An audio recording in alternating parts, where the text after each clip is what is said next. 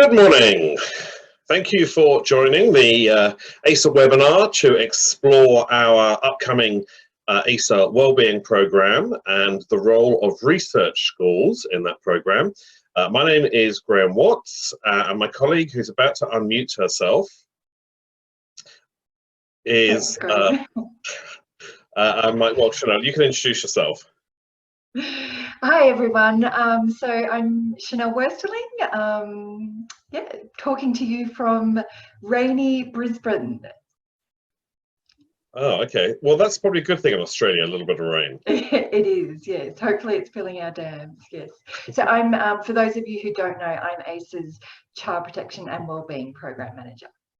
And I am AISA's Director of Professional Learning, and between us, we are going to be taking a leadership role with the Wellbeing Programme, supporting, coaching and mentoring schools as they develop their case studies. Now, over the course of the next 45 minutes or so, Chanel and I will be outlining outlining the core details, the why, the when, the how of the AISA Wellbeing Programme, and answering any questions that you may have about your role and the role of the research schools in that programme. You will probably have seen that there is a Zoom webinar chat feature. Please take a moment to introduce yourself. Your name will come up automatically. Just tell us where you're from, perhaps what your role is at the school. And if you have any questions or seek any clarifications during our time together, that will be the place to post your comments. Okay, I am going to share my screen so that we can look at the agenda for today.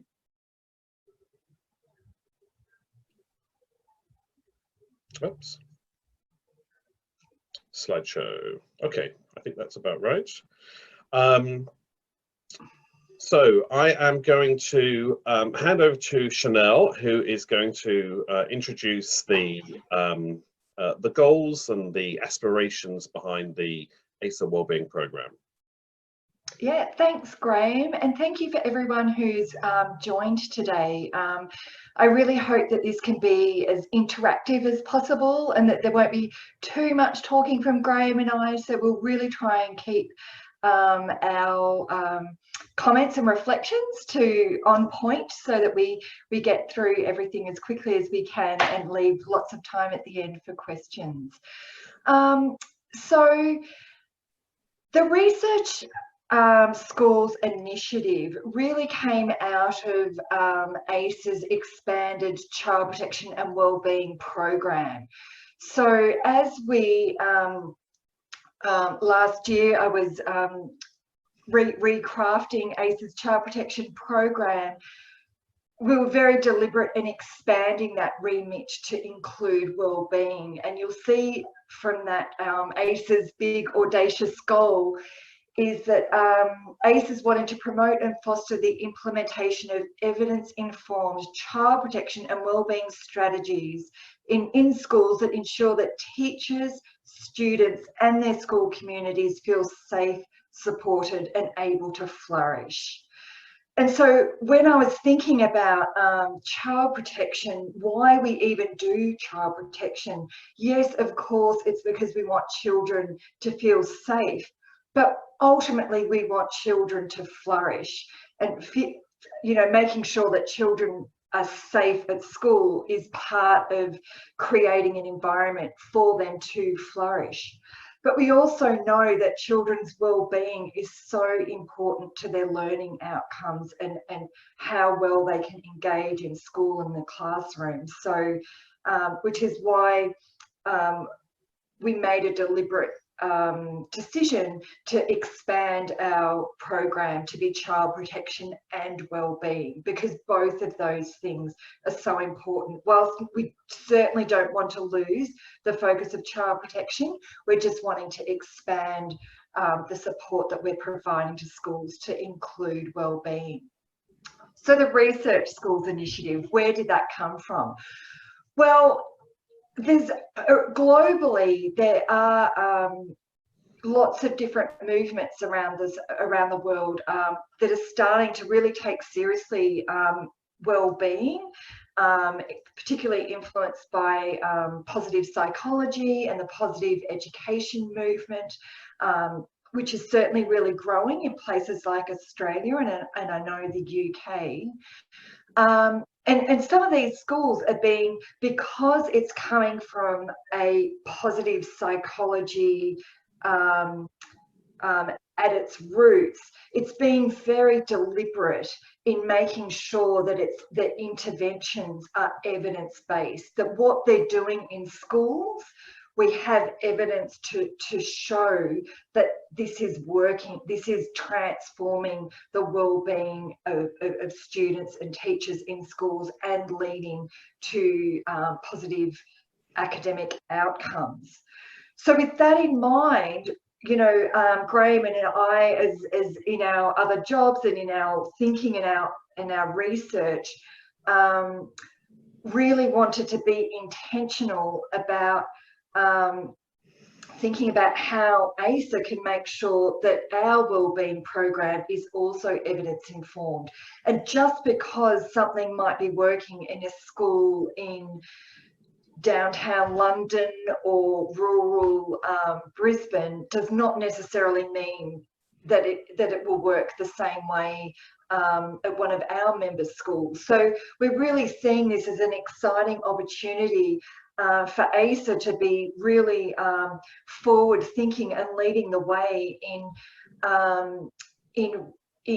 thinking about, in gathering data and evidence to support what works in an international school setting, what might look different, what factors might need to be taken into account. And yeah, so hence the AISA Research School Initiative, because we really wanted to partner with schools on this journey to really commit to gathering, to not just implementing a wellbeing initiative, but to be really deliberate about researching what impact is this having on our school community. You know, what's worked, what hasn't worked, what is this telling us? So that's what the Research School Initiative is about. If I can add at that point, Chanel, I think part of our kind of conceptual framework behind this has been around, I suppose, the growth in people's perceptions of child protection. I started teaching 27 years ago, and at the time, child protection programs were really about protecting children from harm. And in some cases, there was a kind of a conclusion that if a child left school and they weren't the victim of abuse, and they didn't have an addiction problem, and they weren't having an underage pregnancy or something like that, then kids were okay. And I think the whole debate around well-being in the last 10 years or so has been stretching our aims and aspirations for children and young people. From saying, you know, our goal was about protecting children from harm, to saying we want to move to a place where children are flourishing and resilient. So we're not talking about abandoning the child protection goals. We're saying that our ambitions and our aspirations for children and young people go beyond being just okay to a place where they are self-managing, self-modifying, they can self-regulate their emotions, and they are resilient in the face of all the challenges that life may throw at them. That positive mental health isn't a one-off or a momentary state. With development of resilience, it becomes sustainable into the longer term. Yeah, exactly. You know, well-being is about improving people's functioning, not just today, but that they will develop skills that will carry them on into their life going forward, and hopefully help people create a life that's full of meaning and purpose, and is really a satisfying full life. Yeah. Okay, let's move forward.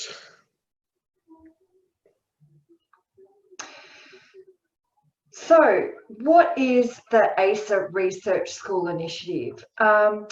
We want to be really clear at the outset that AISA is not being prescriptive with any research school on what wellbeing initiative they want to implement in their school. That will be very much dependent on each individual school and your own objectives. It could be something you're already doing in a school. It might be a new initiative that you're wanting to do. And it could be student focused, or it could be teacher focused. It really is up to schools to decide what interventions they're interested in pursuing, what makes sense to their school and their school community, their strategic goals, their values.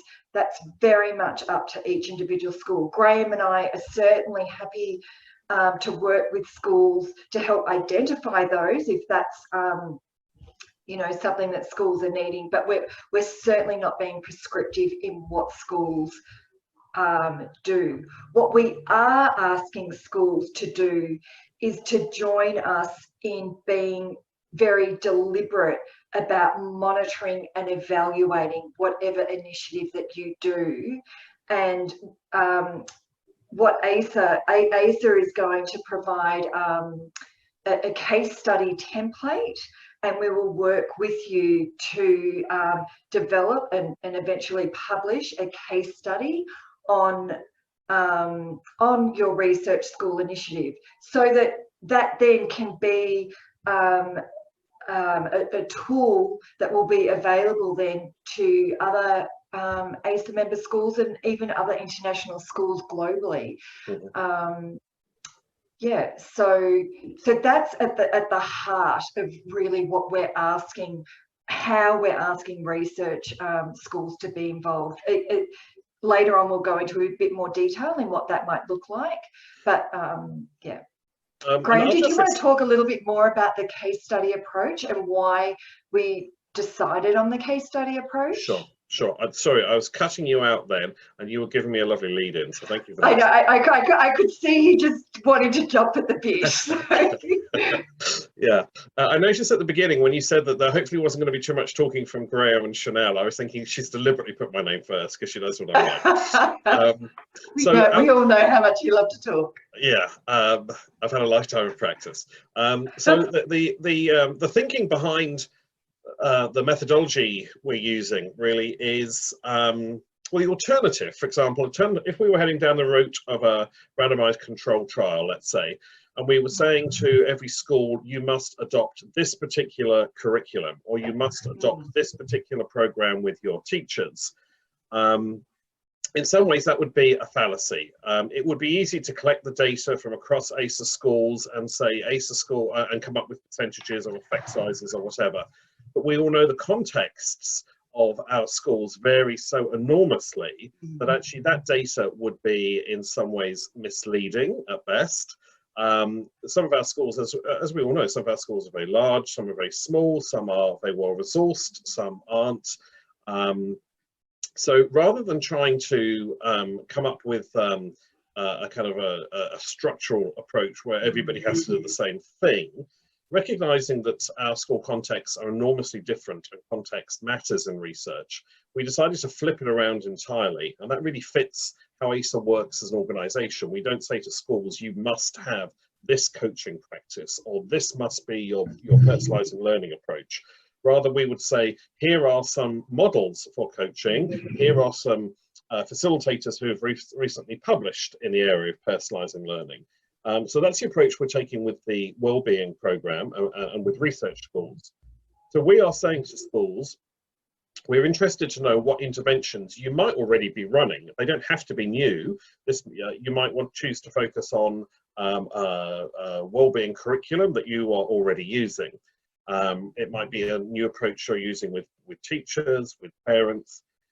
And we're taking the case study approach, recognizing that every school context is unique and therefore every intervention is unique. we're not going to be arguing that our data is representative across our region. So we're saying at the beginning of a school year, we'll invite you to use a research instrument to pre-test, test is a very positive word, pre-assess perhaps, where students or your teachers or your parents are at the moment, to run the intervention and then to reassess at the end of the intervention. So it might be a new intervention, it might be a program you're already using but you just haven't used with this particular year level or grade level before. Some schools may want to focus on just one group. It may just be working with your teachers, it may be working with your students, it may just be a grade or year level within the school. For other schools, you may be more ambitious and you may want to say, this is our intervention, our curriculum with our students, and this is the program that we're running with our teachers. But we will put all of these case studies together, and that's why it's so exciting that we've got about 20 schools that have registered their interest in being a case study school. And we will put the case studies together. Now, I'm a great believer in Flyverberg's argument in 2005 that actually case studies can form a wider understanding than just the one school that they are taking place in. If you read several case studies of rural schools in our area of Africa, then and you find that there are similarities, then that might widen your understanding. So we're hoping that there will be a case study for each of the schools, and people can look through and say, well, this school context in some ways is quite similar to mine. Perhaps I will look at these interventions when I am planning mine, when I'm reviewing what we are already doing. So that's very much why we've come up with the case study model. Thanks, Graham, for that. And just to add, the other I think really exciting thing about the case study approach is it allows us to capture really important learnings, like what worked well, what didn't work, what resources did you need, what was helpful, what were roadblocks.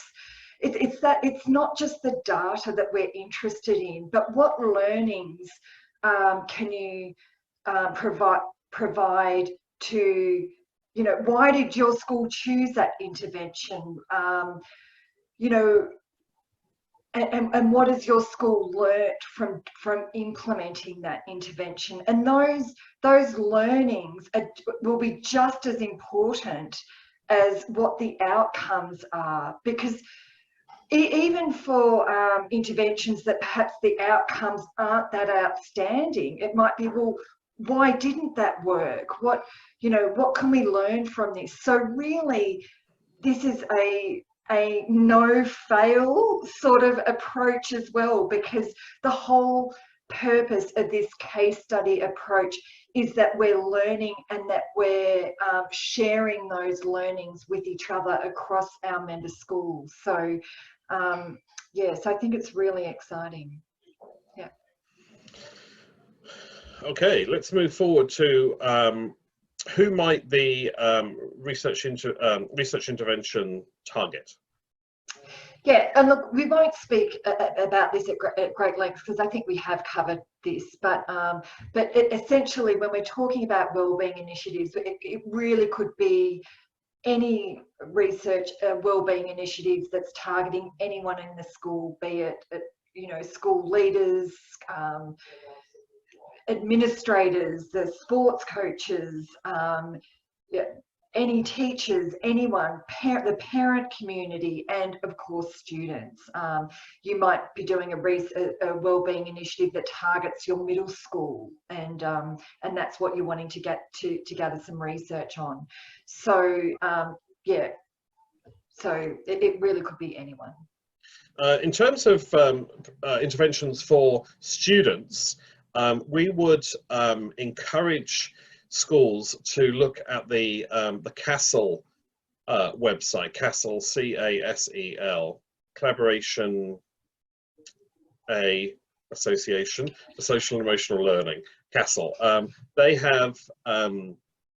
done what I think every teacher would love to do, which is actually be able to look at the evidence behind the interventions. And on their website, they talk about, I think it's CASEL accredited or endorsed programs. So they have actually looked at the claims behind each of the program, and they have asked for external evaluations, and often they're randomized controlled trials, looking at the efficacy of the program. Does it achieve what it sets out to do? And they only endorse programs where there is external evaluation that suggests the program is effective in doing what it sets out to do. Those CASL accredited programs are often published in books that have the pre and post assessment tool. So you don't need to create something from scratch. You can use one of the existing assessments or measures for your pre and post intervention with your students. So if you're thinking about an intervention with students, that would be a great place to start off.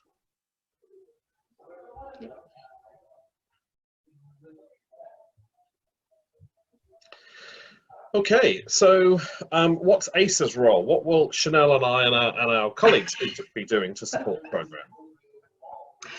Well, hopefully our research schools will not get tired of seeing our faces, but you know, both Graham and I feel really passionate about this wellbeing space, so we're really excited to have this opportunity to support schools in improving the well-being of their school communities. So Graham and I, our role is to really project manage this program. So we want to be really available to support any research schools in any way that we can. Graham and I are already working on developing some PL opportunities, and a real focus of AISA 2020 in Cape Town will be on positive leading, positive learning. So there'll be a number of deep dives that will be specific to wellbeing and social emotional learning. And importantly, there will be a post-conference event, which is a one-day event that we're asking all our research school leads to attend, and that will really be a peer-to-peer learning event where we're really sharing what each of the schools are doing, what we're learning, and learning more about best practice as well. Graham and I will lead a number of webinars, whether we lead those ourselves or we bring in experts in the field on different topics. We'll be creating resources.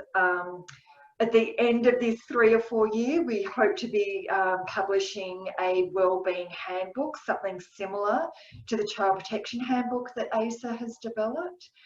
And of course, supporting schools in developing their case studies, supporting schools in thinking about, well, what tool can I use? You know, this is what I'm wanting to implement in my school.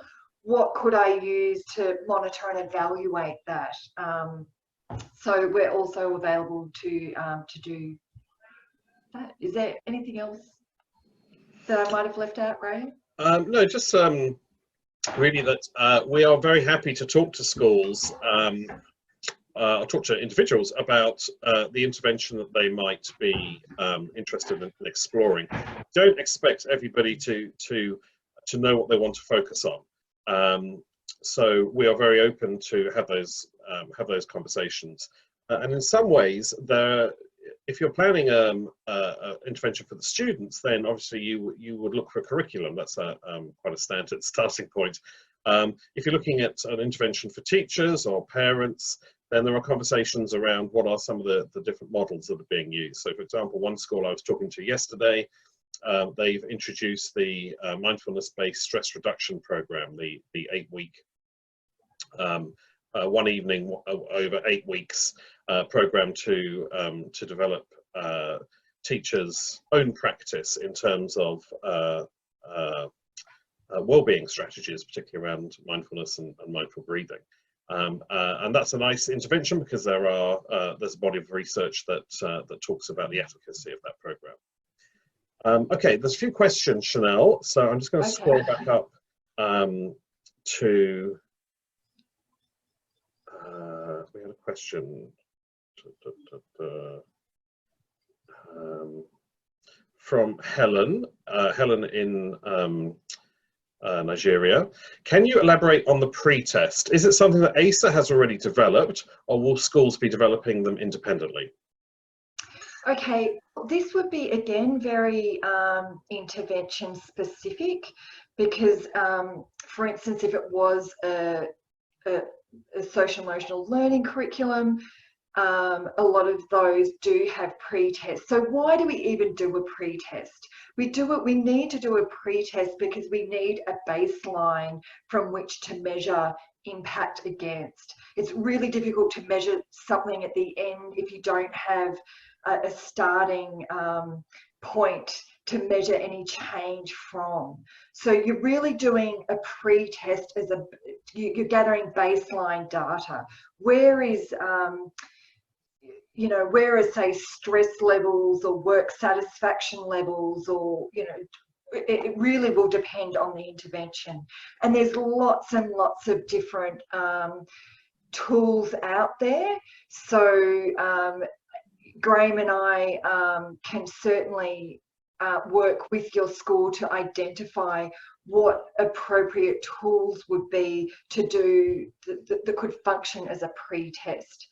But again, it would be very intervention specific. Mm-hmm. But more than likely, we would be using a tool that already exists, because we know that there's evidence then to support the efficacy of that tool. I mean, we're starting to get into very researchy territory here. Both Graham and I are currently studying, doing, spending a lot of head time in research, which is maybe why we're so excited about this program. But yeah, I hope that answers the question sufficiently enough. So Helen, it might be the case that the intervention comes with its own specific pre and post. Well, the instrument would be the same. So many curricula, for example, particularly if they're CASAL accredited, will have in the back of the book, they'll have a survey for grade 9s, grade 11s, grade 13s.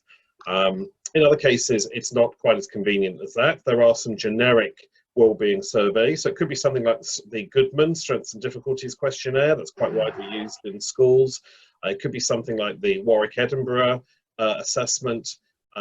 So that's probably where we would have a conversation with the school, saying either you use the research intervention pre and post research instrument, or if there isn't one, then we might look at a more generic one.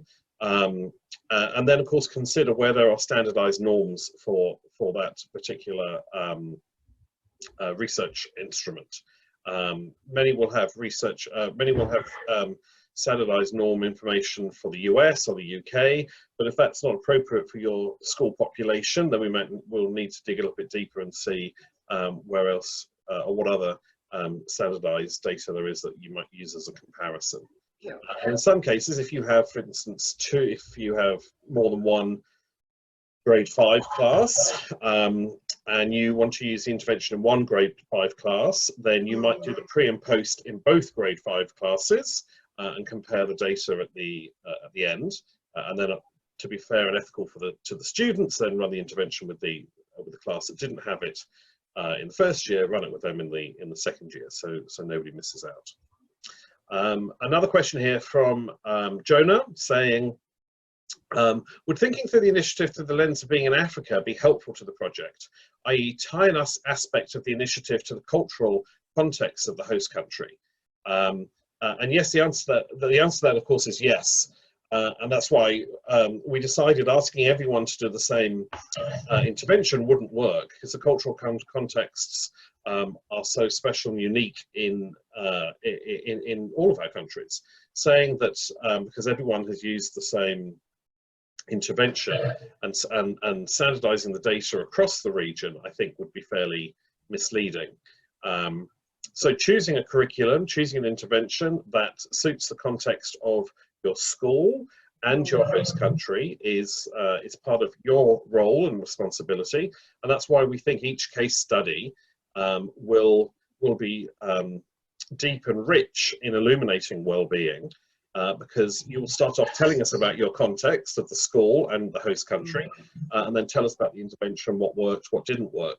So for other people looking at the case studies, they will be able to make some links between their school community, their host country, and consider what they might explore, what they might learn from it, what they may take from that when they are planning or reviewing their own wellbeing program.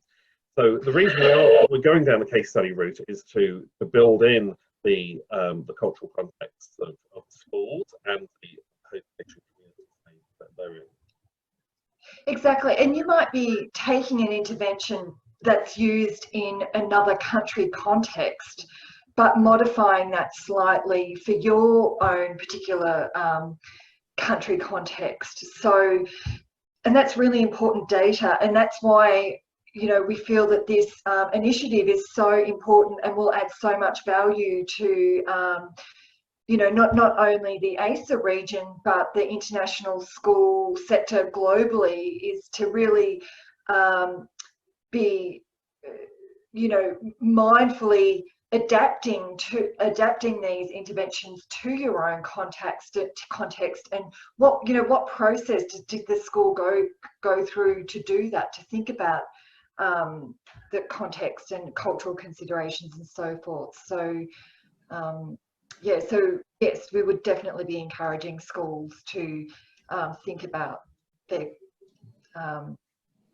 whatever intervention they're doing through a cultural lens. Mm-hmm. Another question, in terms of supporting the research schools, will you physically be coming to the schools at some point? We would love to, but we are mindful of our carbon footprint, and also Chanel and I only work part-time for AISA. So that's a possibility, but we can't guarantee it. The program is going to be set up in such a way that it can be sustainable without us making an on-site visit. So I think most of the contact will be via Zoom and Skype and other conversations. But we'd love to, so invite us. Yeah. And the other way, of course, is when we're organising the AISA conferences over the next few years, there will be a time when the people who are able to attend the conference can FaceTime together. But I doubt if we will. At the moment, we have 20 schools interested in being part of the programme. I don't think realistically we will be able to get to all 20 of those, sadly. Another question, would it be possible to compile and share a list of research-based papers linking positive well-being with academic achievement? I think you started that, didn't you, Chanel? Yeah, I've got a bunch of those already, and I'll look at setting up setting up something online that we can be sharing resources and sharing sharing some of those papers, because there's definitely a lot of research out there already. So that's something that Graham and I will do. We will also be setting up, I should have mentioned this as well, an online practice group. So Graham already runs a similar type of group with his design team and different PL groups. I run one at the moment with child protection leads, but we will be setting up an online group for our research schools as well. So you know, we're envisaging that we'd probably have like a monthly Zoom call, something like this, where we can just check in and have a space to really connect regularly and share how we're doing. So that's something that would start at the beginning of the next school year. Mm-hmm. Another question around the lens of being in Africa. Yep, absolutely. That I think is core to the methods of this research. Somebody else, Renee, saying, I would be tempted in a case like that to look for explicit links between improved teacher well-being with improvements in student well-being. Yeah, that would be. Yeah, and yes, there definitely is. I'm sure people have probably heard of the pro-social classroom model, and there's definitely a growing body of evidence supporting that. And that's interesting because in my work in wellbeing, I've been working with schools in the wellbeing space since 2010. I found in my work with schools in the UK, they always started with programs for the kids, and then a year or two later they'd say, well, actually we need to do something for the adults as well. When I've worked with schools in Australia and New Zealand, they've always started with the teachers. They've started exploring aspects of self-care for teachers and leaders, for the adults in the classroom, and then moved on to look at interventions for the students. How schools develop that in this case is up to the schools. We will be talking about interventions for children, educators, leaders, and also recognizing that if you're doing anything about well-being, if you're serious about trying to improve children's well-being as well as the adults in the school, you also need to be reaching out to parents who are sometimes left out of the equation. Another couple of questions, Chanel, before we move forward. When will the schools be informed that they're part of this initiative, and when would the program start? Okay, so well, really, any school is invited to join. So, you know, AISA welcomes any school to join. But perhaps you could move on to the next slide, Graham. I think it's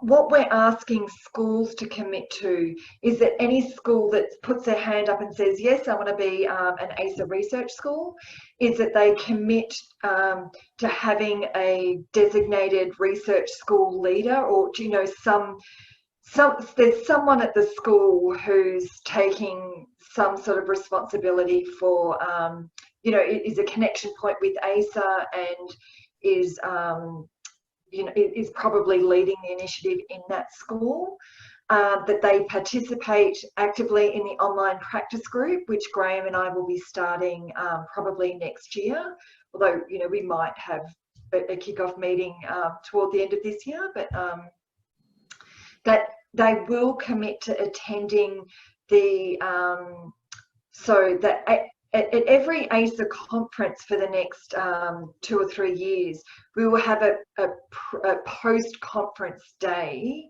that will be specifically for schools participating in the Research School Initiative, so that we can meet as a team face-to-face. And Graham and I will be facilitating that day, but it will be very much a peer-led learning experience where we've got opportunities to share what's happening in each of our schools and what we're learning. That they're agreeing to be evaluating their initiative and taking part in that case study. So any school that can tick all those boxes is welcome to join the AISA Research School Initiative. In some ways, it's starting really now. We're inviting schools to start now in terms of perhaps your thinking and planning. We're envisaging this initiative to be active for at least the next 3 years. And so, you know, you might spend the rest of this year perhaps forming a small team at your school and starting some discussions around, well, what sort of wellbeing initiative might our school like to implement next year, because you'll have to do some thinking and planning around that, and then thinking about, well, what resources will we need, what intervention, you know, monitoring and evaluation tools will we need, what training might staff need if staff are going to be implementing something, or are there financial resources that are involved in terms of needing to potentially buy a curriculum or other resources. So how are we going to communicate this to the whole school? So there's a whole range of things that a school will obviously have to think about. So hopefully the remainder of this year would help schools to begin that conversation. having said that, that's not to say that a school has to start an intervention next year. They might, be signing up to this, but saying actually next year we're going to dedicate that next year to really thinking about and being deliberate about thinking about what we're going to do as a school. So we're not saying that everyone has to start something next year necessarily. Mm-hmm. So we're being very flexible. I hope you can hear. We're really trying to make this as broadly available and applicable to as many of our schools as possible. Yeah, and the reason for that really is we in our kind of early modelling of the project, we were mindful that if a school was struggling to meet the criteria you can see on the screen, that's often because of limited resources. It may be a small school, and it may be one person that's taking the lead on this.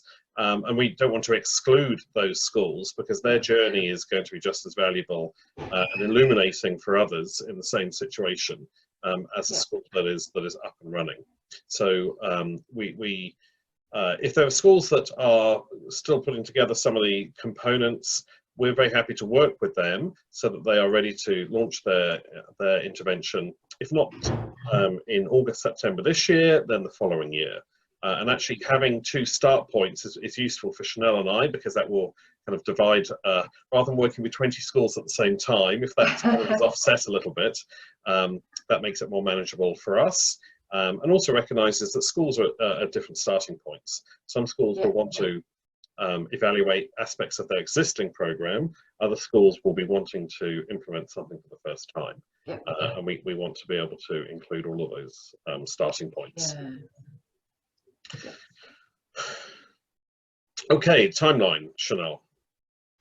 Yeah, so I think I probably just covered off some of this, but really what we're inviting is for schools to this year sign up, think about what they're wanting to do, thinking about resources and who can be involved, and then next year AISA will certainly be programming a little bit more things in our professional learning program that are targeting this initiative.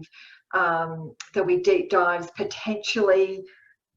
We could explore doing a PLI. I think next school year AISA's planning to do an event in Senegal, in Dakar. So one of those deep dives will also be wellbeing focused. So as much as possible, we will just make sure that there's learning opportunities that are accessible for all our member schools around the continent. We will be really mindful of that.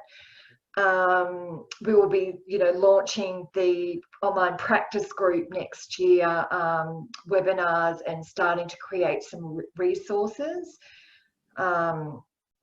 So, yeah, I mean, all of this is maybe sounds a little bit fluid because Graham and I are still working on it as well. And some of our program will really be influenced by our research school members. I mean, it's our research school members that will be feeding back to us, well, what are key areas of skill development, of knowledge development are you needing that Graham and I can make sure that we're meeting those professional learning needs for your school. So, and also offering coaching and mentoring to the leads in the school. We don't expect you to operate in isolation. So we are very happy to be reaching out on a regular basis to those folks who are taking the lead in their school, to support them, to guide them, and to help them understand where they are fitting in with the wider wellbeing project. Yeah, and the really fun thing about this research school initiative is that at the moment we have, as Graham said, around 20 schools involved, and we really hope that becomes a really vibrant, exciting community to be a part of. So it certainly won't be Graham and I leading everything. We'll certainly be calling on our research school leaders to also potentially be leading a webinar or sharing what they're learning in their school. So it will be a lot of peer-to-peer learning and mentoring and coaching as well. So I think that's really exciting too. Really exciting aspect of what we're doing. Okay, a few more questions to share. Would it be possible to set up a group chat or listserv with representatives from each school to share ideas over time? Yes, definitely. I think AISA will be exploring what the best medium or platform to do that will be, but yes, that will definitely be available. Yeah, that sounds very achievable. Helen again. Is the idea of publishing case studies limited to developing AISA documents like the Wellbeing Handbook, similar to the Child Protection Handbook that Chanel mentioned, or are you offering support to publish this work in academic journals or other publications outside of AISA? The answer is yes. We would be very interested in publishing well, two things really. There's two levels. One would be publishing a case study in an academic journal, a peer-reviewed journal. The other would be a article that shares our findings, discussions, and conclusions of the project as a whole. And that's why I suppose that's why we've thought quite long and hard about the methodology. We have got the ethics approved through University of Queensland. Well, in process. In process with the University of Queensland. And yes, we'll be very excited about that. But not just, I've given you two kind of extremes. One would be an AISA in-house publication or whatever. The other would be peer-reviewed academic journals. But there'll be other organisations like AAIE and other publications within our field, our sector, that we would be looking to share these with. This will probably tie in with me finishing my doctorate, which actually isn't on wellbeing, which is a shame. I'm out of sync. So hopefully by then I'll know how to get things published. So the answer to that, Helen, and everyone else, is yes. We'd be very happy to help with that. And if need be, we could bring I'm sure there are several academics who publish regularly who are friends of AISA's, who have been facilitators for us, and I'm sure they will be very happy to coach and mentor. From Jonah. Jonah's being very active this morning. Jonah says, can you give an example of an intervention that combines a child protection component with a wellbeing component to see the impact on academic achievement?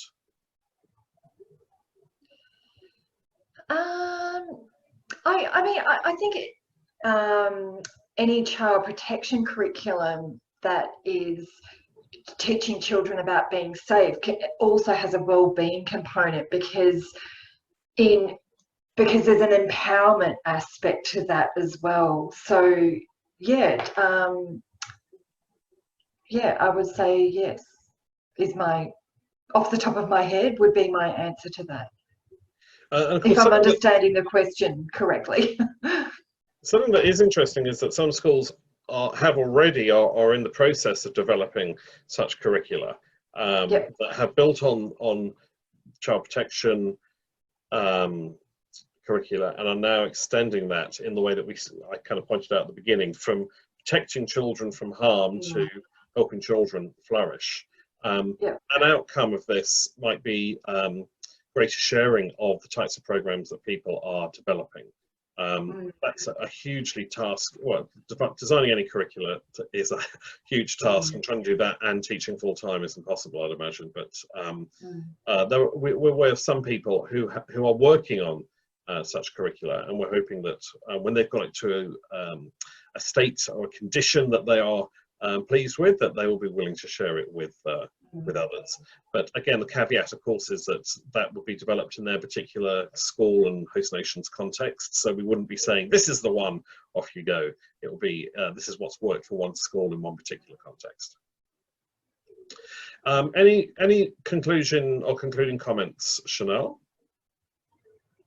No, other than to say, you know, this is something, again, that we're really excited about. We know that lots of schools are really interested.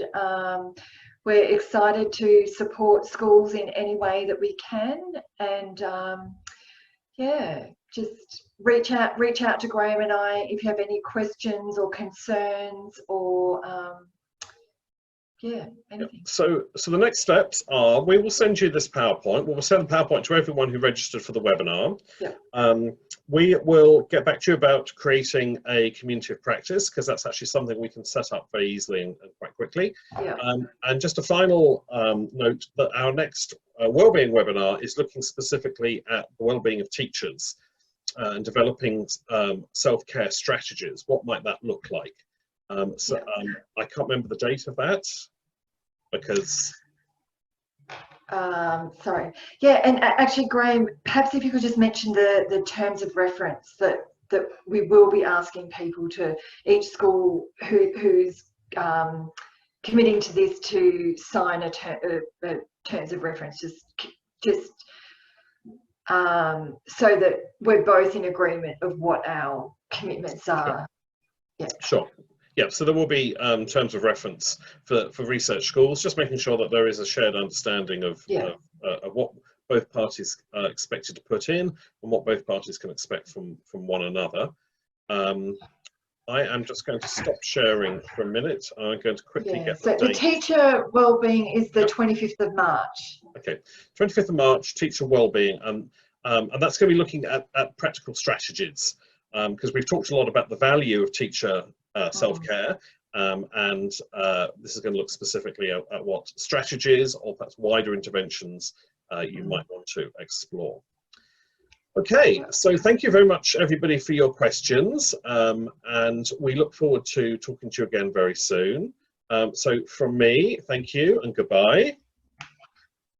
And from me, thanks everyone, thanks for joining. Bye for now. Bye.